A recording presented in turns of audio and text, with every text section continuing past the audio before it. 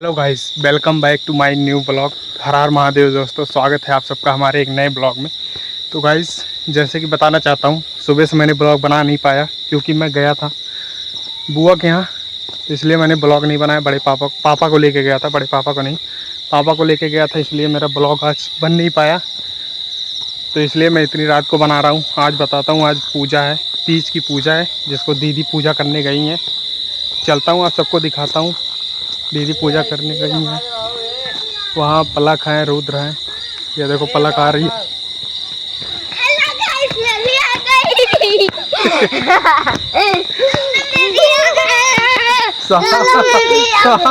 काट ले। तो गाइस देख संभाल के। तो गाइस देख सकते हैं, ये लोग भी आ गए यहाँ पे। तो चलते हैं, दिखाते हैं। दीदी पूजा कर रही हैं एकदम। तो मैंने जूता पहना है, ज़्यादा पास तक जाऊँगा नहीं। तो चलो दिखाते हैं, ये देखिए।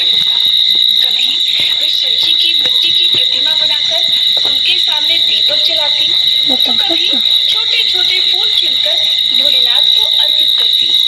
उनके हृदय की सरल भक्ति इतनी प्रबल थी कि उनके आसपास का वातावरण भी शिवमय हो जाता। माता नैना कई बार यह दृश्य तो ये देखिए, रुद्र पलक आए हैं। यहाँ पे दीदी पूजा कर रही हैं। क्यों नहीं अपने देवर्षि नारद प्रसन्न होकर हिमालय के घर आए और पार्वती जी से बोले, देवी तुम्हारा संकल्प महान है। ये सत्य है कि शिव जी अत्यंत तपस्वी और अलौकिक है, परंतु तुम्हारी अटूट श्रद्धा ही तुम्हें सफलता दिलाएगी। यदि तुमने निरंतर कठोर तपस्या की तो निश्चित ही भगवान शिव तुम्हें अर्धांगिनी रूप में स्वीकार करेंगे। इन वचनों ने पार्वती जी के हृदय को और भी दृढ़ कर दिया।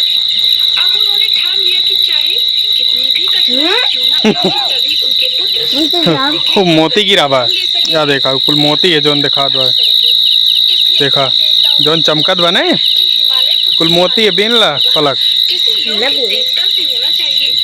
देवताओं को लगा कि श्री विष्णु ही इस विवाह के लिए सबसे उत्तम है। फिर एक दिन देवर्षि नारद देवताओं के कहने पर हिमालय के महल में पहुंचे। पर्वतराज और मैना देवी ने उनका ससम्मान स्वागत किया।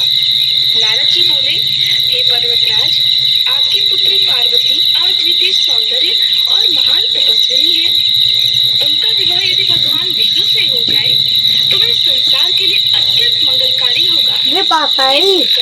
नैना देवी और पर्वतराज प्रसन्न हो उठे और उन्होंने तुरंत यह प्रस्ताव पार्वती जी के सामने रखा। माता नैना ने स्नेह से कहा, ये तीनों ही जगत के बेटे हो जाए तो ये हमारे लिए भी गौरव का विषय होगा और तुम्हारे लिए भी कल्याणकारी। वे श्री लक्ष्मीपति हैं। क्या चढ़ा दो? तो अभी चढ़ाएंगी ना, हटो वहाँ से पहले।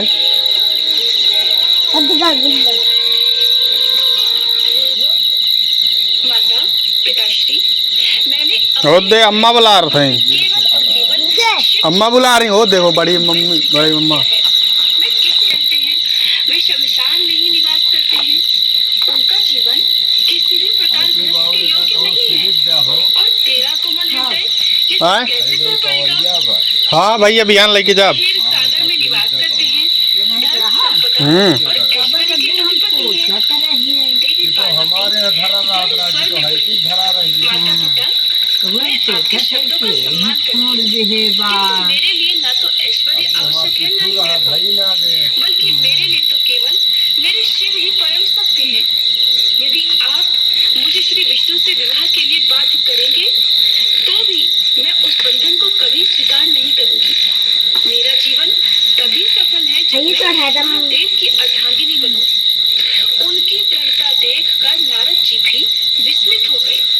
तब उन्होंने उनके माता पिता से कहा, हे हिमालय, ये कन्या स्थिति को गहराई से समझा।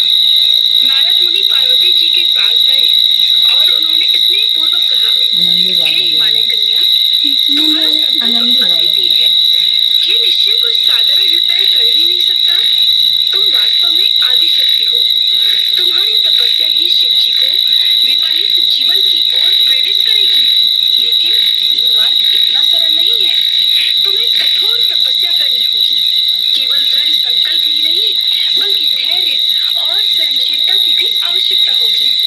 तब पार्वती जी ने हाथ जोड़कर निवेदन किया